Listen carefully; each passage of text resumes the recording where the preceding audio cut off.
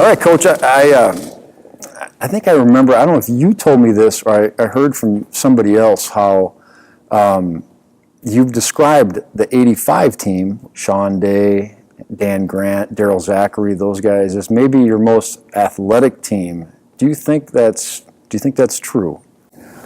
Well, maybe overall athletics. Right. I've had some other teams that probably have done as well, but that was a good athletic team, and unfortunately didn't end up the way you'd like to have that happen. But right. Well, if you look back over the years, we've been blessed with an awful lot of good athletes here, and otherwise they wouldn't be talking about this type of thing either. Right. But it's been great. You know, I look back on that team, and you got a Division I football player in Sean Day. You had two Division I baseball players, Jeff Munson and Jay Anderson, both played at Minnesota. Mm-hmm. You had a Division I basketball player, and then almost the entire rest of the roster is filled with Division II or III basketball or football players. And so, I mean, that's how I look at that. In fact, I'll say this. I think that that probably had the most athletic talent than the next 2 years of '86 and '87, which were state championship teams. Would you? Well, overall, maybe. Yeah, I would say looking at it that way. But then we didn't run into a team that had won 50 in a row either. Right, exactly. So it's and you look back at that ball game too in '85, how the game ended up. A couple little buckets here and there, rebounds here and there. I don't want to make names, but it's one of our players didn't score a point, I don't think. Then.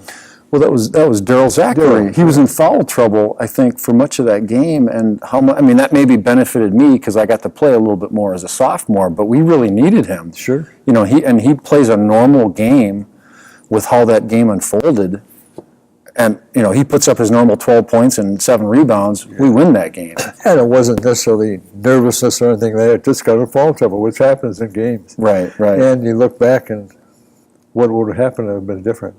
Yeah, it's and then in '86, to me, '86 was kind of the surprise year to me.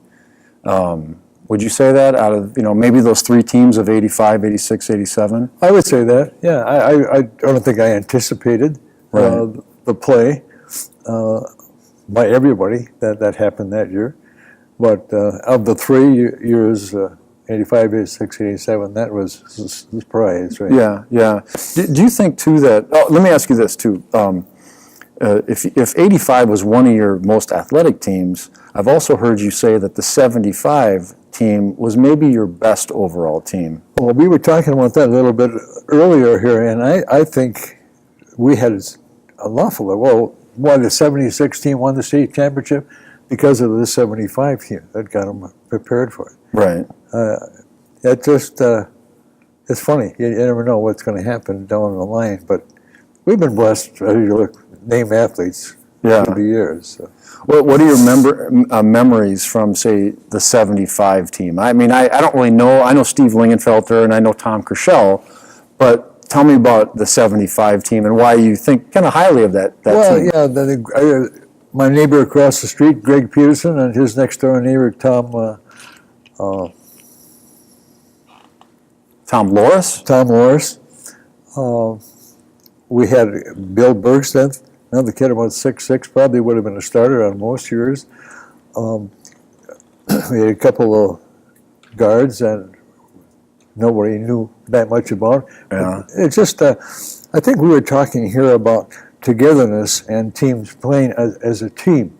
And we had a lot of kids that probably could have been, and yourself and your group too, could have been outstanding scorers or this or that, but the team concept was more important, and that's why they were successful. Yeah, I mean, the '75 team, you guys had a lot of size, right? And then obviously you have a guy like Steve Lingenfelter who started to really grow late and became such a dominant high school player, especially the next season. But you have, Lingy inside. It's what 6'6", 6'7" at that time, and then Corshell and Loris were big guys, and Steve Winham. Tell me about Steve Winham as a player. Well, Steve Winham was certainly he was 6'4" or something like that, 6'5" maybe, left-hander. Yeah. Good rebounder, good scorer, could handle the ball, and was always a threat. So we had a lot of interchangeable parts, which you need in long seasons. Yeah, that's and how about Kevin Favre? Tell me about Kevin Favre. Kevin Favre, if I were to rate the 5 best athletes to come out of his school, he would be in my 5. Really? Yeah. Wow. Tell me about how tall was he? How, what did Kevin maybe 6'1", I don't know, but he and his season ended with mono the last month of his season, so he really couldn't perform like he had been up until that time. Right. But and he went off for football at Armadale, makes an all conference defensive back, and I think anything he wanted. He was just a good athlete. Really. So he was obviously a basketball player. Yes. And he played football, or I thought he played soccer. Is that not? I think soccer, right? Yeah. Okay. How about baseball? Was he a baseball player? I don't recall whether he played baseball or not. Yeah. How about and so you guys win the consolation now. And what about what happened at the end of that game against Robbinsdale in the first round of the state tournament when you guys lost in the first round and were in the consolation after that? Well, they hit a last-second shot. Okay. I forget the name of the guy, but it was over at the Civic Center, and yeah, was definitely a makeable shot. We just couldn't put it together after that. But see, is that true that at some point at the end of that game against Robbinsdale that one of your players got called for taking too much time when they would dribble into a free throw? Is that true? No, this happened. We were shooting a free throw. Greg Peterson, my neighbor across the street, was on a free throw that probably could have tied the game. Okay. And he made one. He had 2 shots. Yeah. He made one, and then he's taking some time looking, and then the referee comes over and he calls him too much time, and no second free throw. I've never heard that before. I don't think out of Mankato area. the ref. Yeah. Well, I don't think in all my years of basketball, I don't think I've ever seen that called. No, you're given a certain amount of time to get a shot off, but no one ever pushes it. Right. Okay, so how about do you think that because my theory, when I look at the success, at least that I had in the 80s, sometimes, and you start winning you have a state championship type of season, a lot of times there's buildup to that. So you guys win it in 76, but yet you get there in 75, and getting that experience the year before kind of almost kickstarts the effort the following season and the state championship. Same thing in 82. You guys win it in 1982 with my older brothers and my dad coaching, yet you got there in 81 to kind of get a taste of it. And same thing in 86 and 87, we get there in 85. Do you think there's something to that you gain some experience? Certainly is. There's got to be a hump you got to get over. Right. So you feel confident enough to move on to the next level. Right. And there's nothing that gives success than success.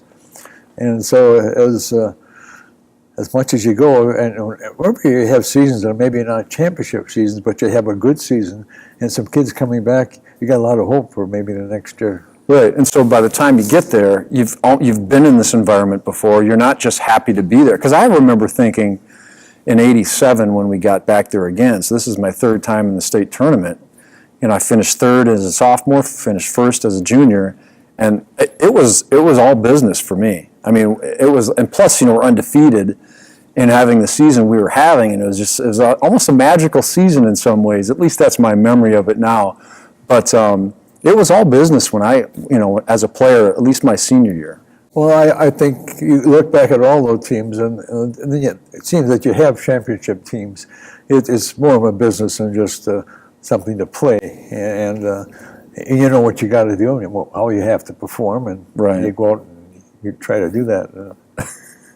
How about the youth program? Like once you became the head coach here, what are some things that you tried to kind of focus on to build the program kind of from organically, kind of from the ground up? And Well, before this opened here in Jefferson, I started a traveling program. We didn't have any traveling program.